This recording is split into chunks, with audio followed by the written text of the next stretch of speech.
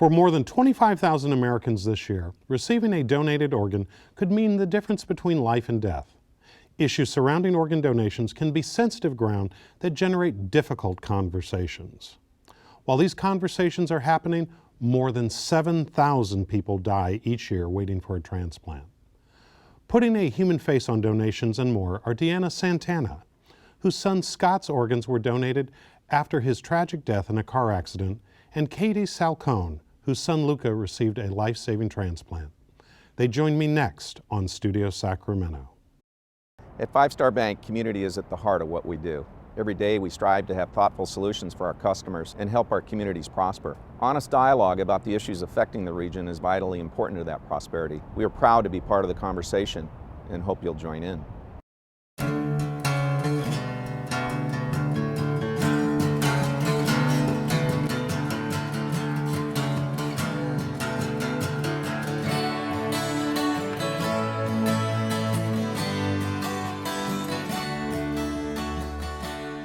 Katie, what led to your son receiving an organ transplant? The reasons that he needed an organ transplant are still unknown. He had acute liver failure and it happened very quickly. We went to our local hospital on a Friday. We were flown down to Lucille Packard Children's Hospital near Stanford the following late Sunday night, early Monday morning. And by the following Friday, he was put on the transplant list, status 1A, the top of the list, and he needed a liver as soon as possible. My husband was actually going to be a living donor. They had it planned for the following Monday, but they knew he wouldn't make it that long. He wouldn't make it even that long? No. They moved it up till Sunday, but they knew he wouldn't make it even then. We were very lucky because a short 6 hours after he was put on the transplant list, we were told they had a liver. So Friday night he went into transplant, questioning whether or not he would even make it that long. And when he came out of transplant, the doctor told us if he was 100 kids, they would not expect any of them to make it, but he was one, and they would do everything they could to help him. And a short time later, we found out he had blood clots, which meant the liver was working. We just needed the rest of his body to catch up.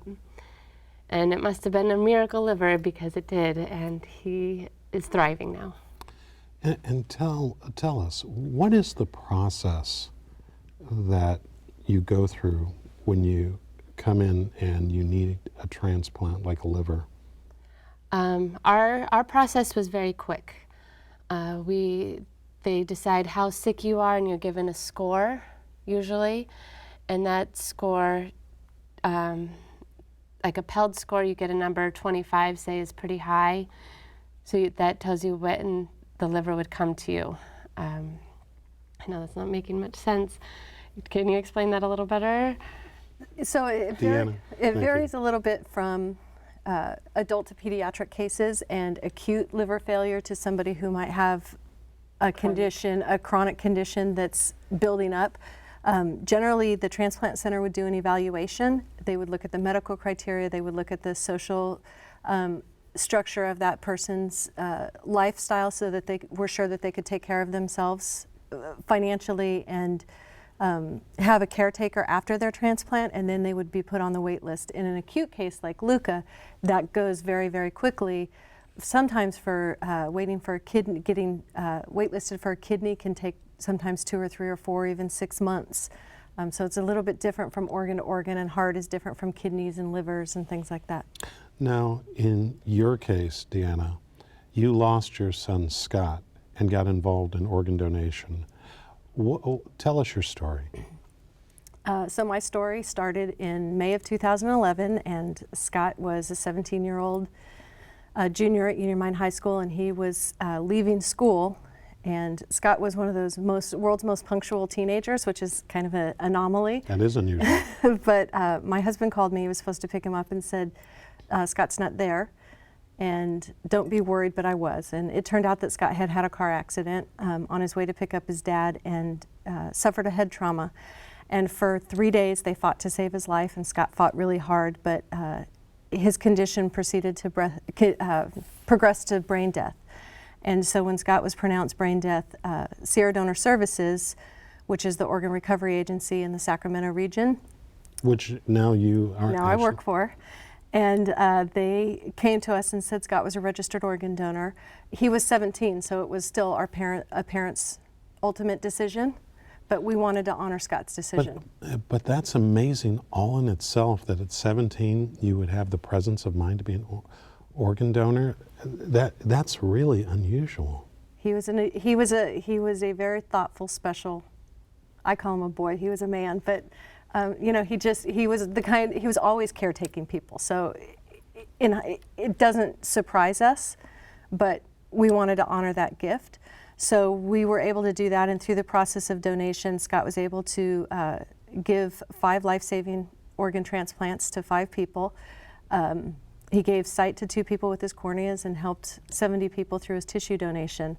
And then following that, about 6 months after Scott's accident, while we were in the hospital, our daughter said, "Mom, this is the good thing we can talk about in Scott's accident. You know, we couldn't tell the kids don't drink and drive. He wasn't. We couldn't tell him don't text and drive. He wasn't doing that. He was doing 30 miles an hour in a 35-mile-an-hour zone. It was a simple accident. Nobody's ever going to know why." And she said, "Mom, that's what we can tell people is Scott's decision to give life is the good that can come from this." And so we decided as a family to focus and let that be Scott's legacy that was continuing. And so about 6 months after Scott's death, my husband and I and daughter all became involved as volunteers with Sierra Donor Services. And actually before that, we met Katie's family. Luca was the first recipient that we met. They came up to us at a fundraising dinner for another organization and wanted to say thank you to a donor Now family. Luca didn't receive any of Scott's. No. But we adopted them because at that time we didn't know any of Scott's recipients. And so I kind of brought Katie to Sierra Donor Services to volunteer with us. And then about a year and a half after Scott's donation, I joined their staff in public education and public relations because I always had the pink dot on my driver's license. I was really proud of Scott for doing that, but I didn't know people died every day. I didn't know 22 people died waiting for that life-saving transplant every day. And I thought, if I can save one family having to say goodbye to their loved one prematurely, I would do anything I could. It's all worth it. Exactly. So You actually had the opportunity to meet some of Scott's recipients. What was that like? we've met 3 of Scott's 5 recipients, and meeting each one was very different. The first one that we met was Scott's recipient of one of his kidneys and his pancreas together, and we knew right after it happened that it went to a man who was, I think, 47 or 48 at the time, who had young twins. And so that was kind of in my vision the whole time was, oh, this guy's getting to raise his kids, and how cool is that? But then when we got to meet their family and see that these 7-year-old kids are able to play dodgeball in the living room with their dad and have a relationship with Brian, who's that recipient, I could just see the ripple effects of Scott, and that was really cool. And then we met Linda, who got his other kidney, who has raised not only her own kids, but her grandkids. And she has her first grandbaby that she actually just gets to be grandma to. And that was so cool. And then we met Scott's heart recipient, and he's just this cool guy that lives in Oregon, and he's just lives in gratitude, and he's so grateful. We had written a letter, and he says he keeps it by his nightstand so he can read it and remind himself of that.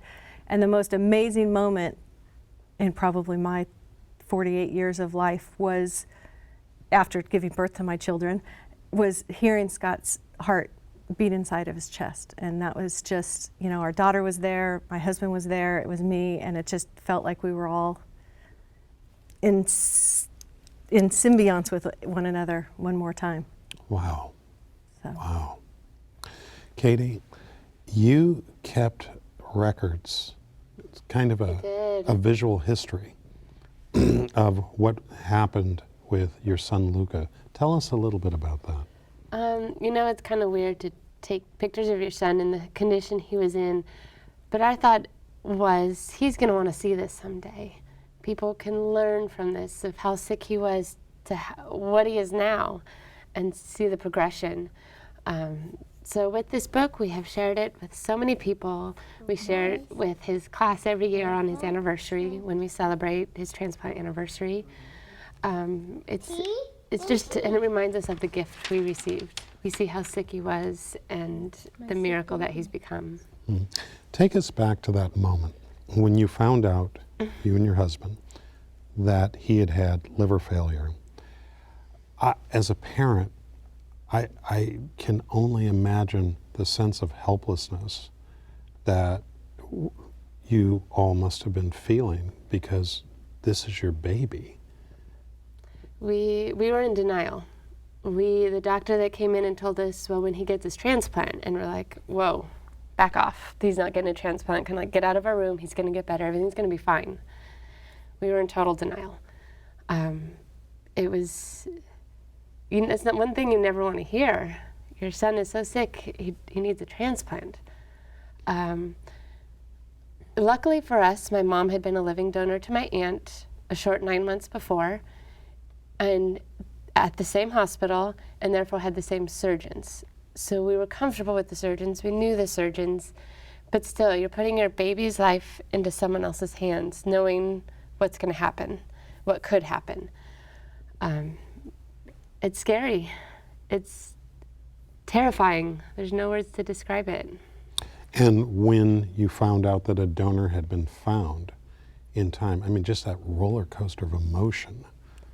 It was a roller coaster. It was they had just intubated him, and then we were told we have a donor, which was a relief because he was getting sicker very, very fast. He had, we knew that the liver was on its way, but while we were waiting for it, he had coded. His heart didn't stop, but they were giving him medicines to keep it going.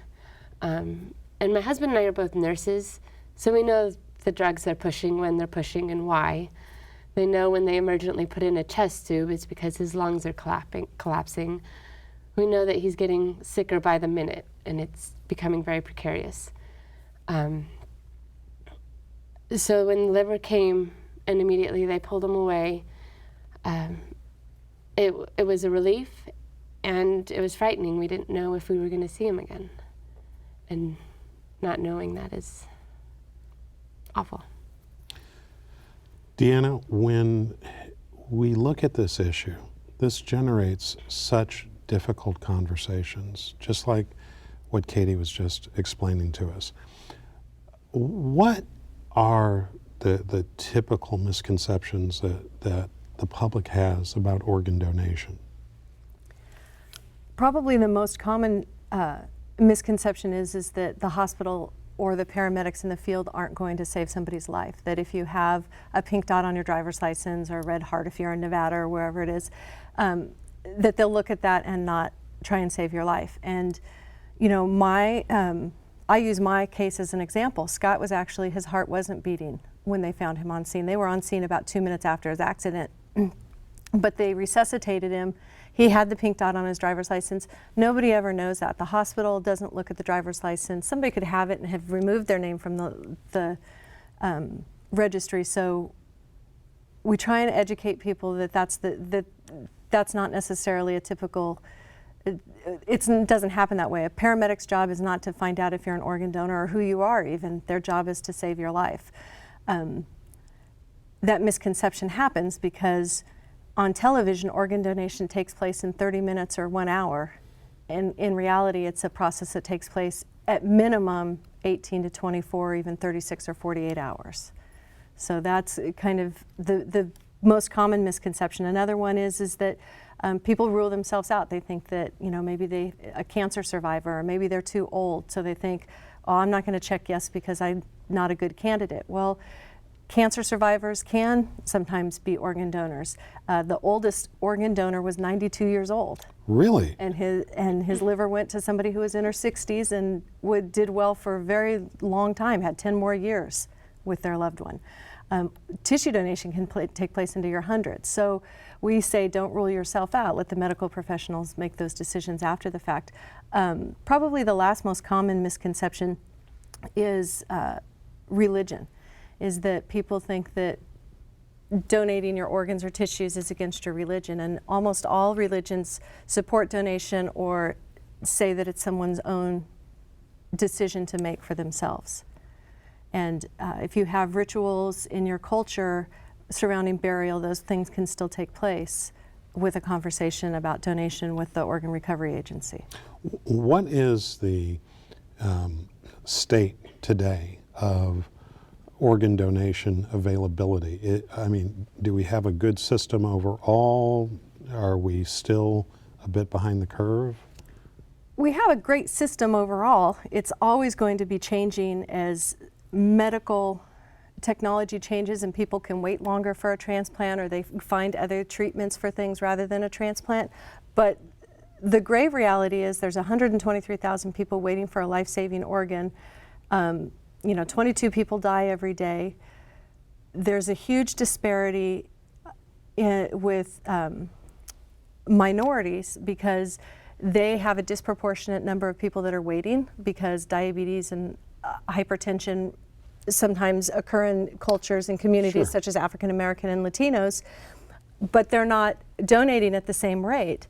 And whenever you have somebody that's closely matched ethnicity-wise, the success rate of the transplant goes up. So there's a disparity there that we still need to fix. And part of that falls on people that do my job in public education, is to making sure that I'm giving education to everybody in various languages and communities.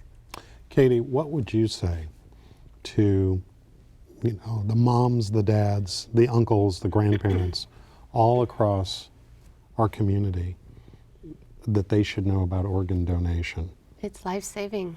At the same time, it continues life. Deanna got to hear her son's heart beating still to this day, almost 5 years after his death. My son, part of another little boy, is alive in my son today. It is a part of him now. It is who he is. I am incredibly grateful to our donor family. I can't even describe the words that shows what my feelings towards them. It's the utmost gratitude. When we received the organ, you're so excited that your son is still alive, that he's made it through this hard part. But then reality hits you. The other side of the coin is there's a family out there grieving. So the best thing we can do for that family is to live our life to promote organ donation, to give Luca a good, happy, healthy life, to keep his liver strong, keep part of their family strong. And we do the best we can at that. And so you're involved in volunteering for this type of work as well. What typically do you do in your volunteer work? I've done a lot of different speeches with Deanna at different events usually. I've worked booths to tell our story, to get people to sign up to be an organ donor. And when you're out making these speeches and being in contact with people, what's the question you get most often? I'm not sure my religion allows it. That's Really? The statement, yes. I worked at a college once, and most of them kept saying, I don't think my parents would approve. I don't think my religion lets me. And so there was a lot of people that wouldn't sign up because of that. Isn't that interesting? Where does that come from? It comes from fear. I mean, we're a population of people that let fear motivate a lot of things that we do. You see it every day in the news and all kinds of different things. And, and it's fear. And again, I'm going to go back to, I think a lot of it's largely what people see on television or in the media about organ donation. In the same episode, somebody comes into the emergency room and, they're in heart failure, they need a heart transplant. No, somebody comes in and they're an organ donor, and they know it when they're wheeling them in, and they're a perfect match. Transplants don't take place in emergency rooms, but it's a fear that people foster, and then it just kind of grows bigger and bigger and bigger. And so we have to make sure that we dispel those myths and we explain the process whenever possible. And then whenever we're in the community or when we're in the high schools, we're in about 40% of our high schools in our region, talking to kids about educating them so that they can make an informed decision when they go to the DMV. It's telling them to go home and have that conversation with their parents. The likelihood is that a parent is not going to have to make that decision for their child, but a child may be involved in that decision for their parent. So having that conversation helps on both sides of that. We actually had I had that conversation with one of my son's teachers, and she even said, I don't think I ever could have donated my children's organs if something happened to them. She said, I feel like I'd be missing pieces of them. She says, but now that I see your son, I would absolutely do it in a heartbeat.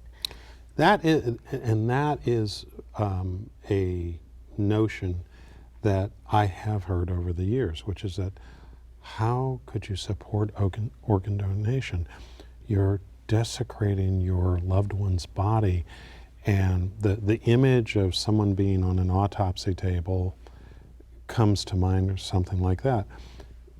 But the surgeons and the nurses that do this kind of thing is not just ripping them open and taking them out. It's very methodical, it's very thoughtful, it's very reverent towards the organ donor. Well, and I think that one of the sort of disconnects is that your loved one is gone and they're not coming back, and they're not going to need that organ anymore. So I mean, it's a little bit of a emotional and not to be offensive, but not quite logical, sort of thought process, but still far too common. It is far too common, and one of the challenges is most organ donors, not all of them, but the majority of organ donors become organ donors following brain death. And brain death doesn't look, someone doesn't necessarily look sick. And if they're not understanding the process of what brain death is, and it happens suddenly, it's very hard to accept that. Scott looked perfectly fine. He had a scratch on his toe. And other than that, he looked like he was sleeping. And so it took the doctors and later the organ recovery agency kind of educating us about what brain death was, and that and doing the tests and showing us the tests why he wasn't alive. And that's why I was able to make that disconnect of Scott was really dead. That's a factor that's hard for a lot of families. And you talked about how the care of the donors and that they're treated with reverence, and that is so true. About a year after I worked for Sierra Donor Services, one of our recovery technicians who had helped facilitate Scott's tissue donation, so after organs takes place, we chose to donate his tissues as well, which is bones that went on to heal people through hip replacements and all kinds of things like that. And she came to us and she said, I have to tell you, I remember the note Scott had on his arm. And I looked at her like, huh? And she goes, yeah, Scott had a note about something about being the world's greatest son on his arm. And I thought, well, I don't remember that, but my husband carries a Sharpie with him all the time. I always think he must think he's going to run into somebody really famous and need their autograph. But for the 28 years I've known him, he's always had a Sharpie in his pocket. And so I called Rich that day and I said, do you remember writing a note on Scott's arm? And he said, it kind of sounds familiar, but I don't remember. And I called our son-in-law, who's sort of our logical brain through that, because we have such PTSD over that week. And Matt said, oh yeah, right before they took Scott to to the recovery room, to the operating room, he wrote, please take care of my boy, he's the world's greatest son. Wow. And for me, that was just a perfect example of I was doing the exact right job in the exact right place following Scott's legacy, but showed what care they take of our donors. Wow. So Katie, I have to ask you, how is Luca today? Amazing. He's 6.5. He's in kindergarten and just full of life. He's a very happy-go-lucky kid who just always wants to have fun. He's a cool kid. What are some of his favorite things? Trains. And more trains. Trains. That kid lives for trains, and he's been on most kinds of trains. Any kind of train, he wants to ride it. He wants to have one. He wants to be a part of it. Sounds like he's all boy. He is all boy, and he's just fun. And we now have joining us Luca and his sister Olivia and her special guest Cutie Pie, which she is holding in her hand. And Luca's holding his train, which is called Wilson. And both of your children are beautiful and look healthy and happy. They are. I'm handsome. And Luca's very handsome and Olivia's very pretty. How do we get involved if we want to learn more about organ donation and we would like to become organ donors ourselves? You can go to donatelifecalifornia.org and you can sign up. It's the same registry that the DMV uses. The DMV actually gives us the information, but they have frequently asked questions on there. They have video testimonials. Anything you wanted to know about organ donation, you can learn there. And Katie, tell us, any words for all the folks back home looking at you and your beautiful children that you would like all of us to know about? This is what organ donation does. He's here because of someone else's decision in the hardest time in their life to save another's life. This is what you get out of it.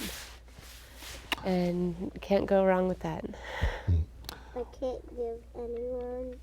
And that's, I guess we just gave Luca the last word.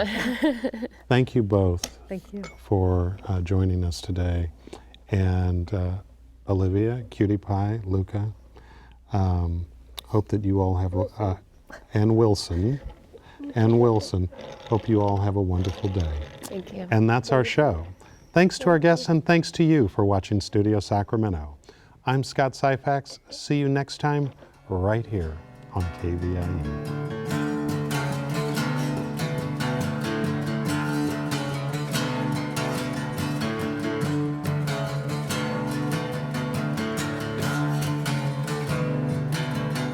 At Five Star Bank, community is at the heart of what we do.